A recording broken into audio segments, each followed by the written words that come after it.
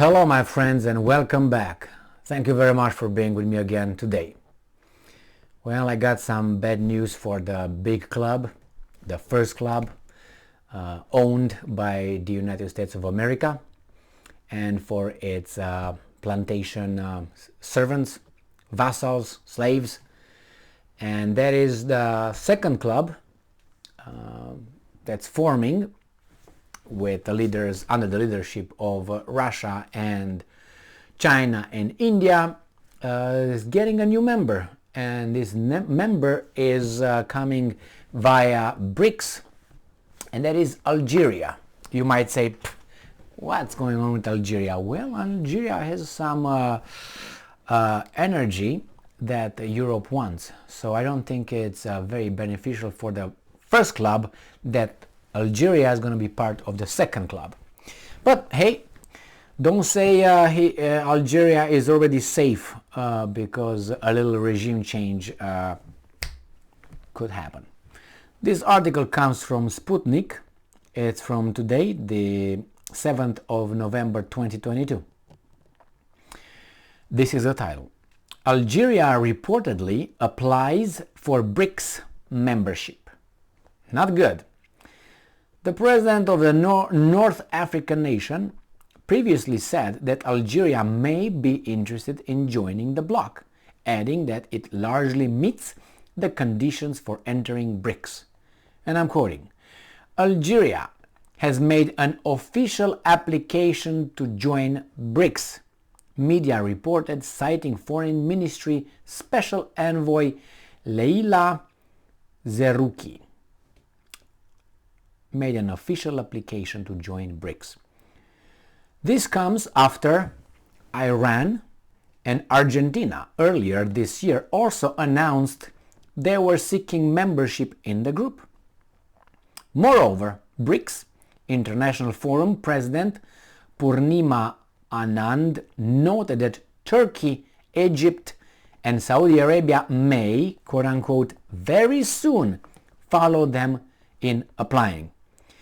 BRICS is an informal association of major developing economies that was formed in 2006 to enhance cooperation between the member states and elaborate common approaches to global economic challenges.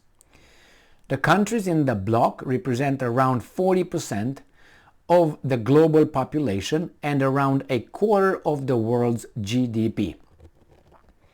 BRICS comes from Brazil, Saudi Arabia, Russia, India, and South Africa. These are the initial members. That's why it's BRICS, the initial letter of these countries.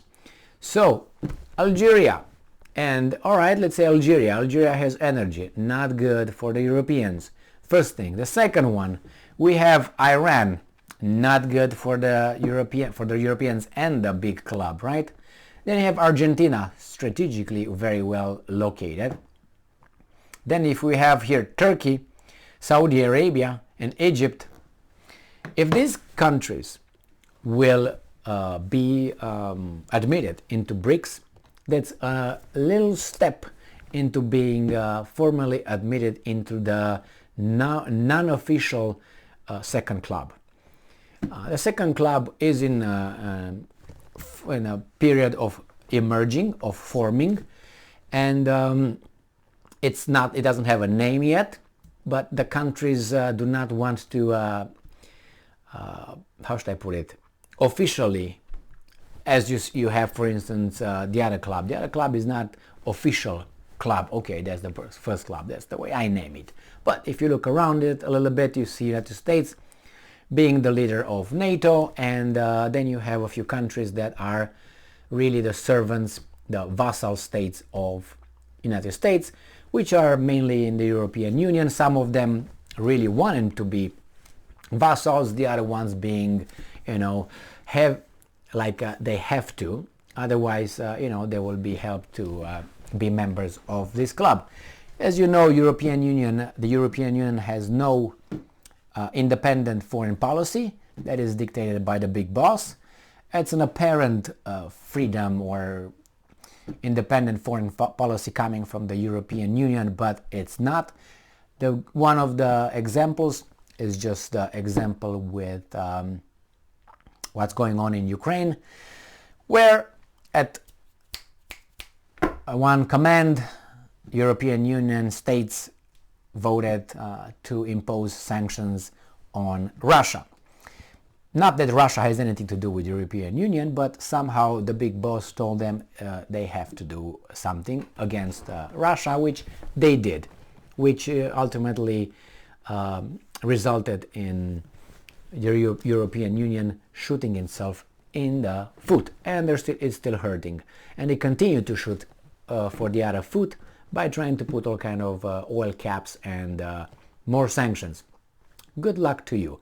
If you don't have an independent foreign policy, what can I say?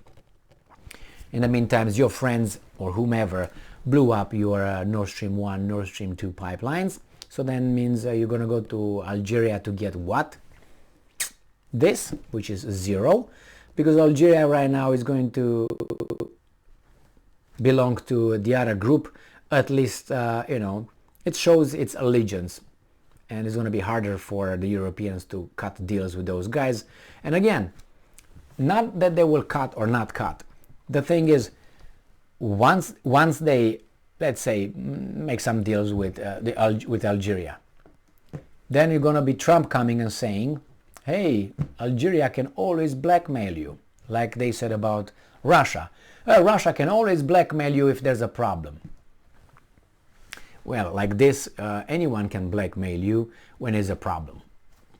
So you don't have everything, so you need to, make some connections. Now, the connections you have to, keep them, how should I put it, in a friendly zone. Otherwise, but remember, Russia did not impose sanctions on the European Union and said, you know what, we're not going to send you any oil. Not send you any gas or anything like that. So Russia did not blackmail anybody in this case. The Russian oil could have been flowing as we speak, and gas, into Europe, Germany and other countries. But so people who say, see, what did we tell you? They can blackmail you.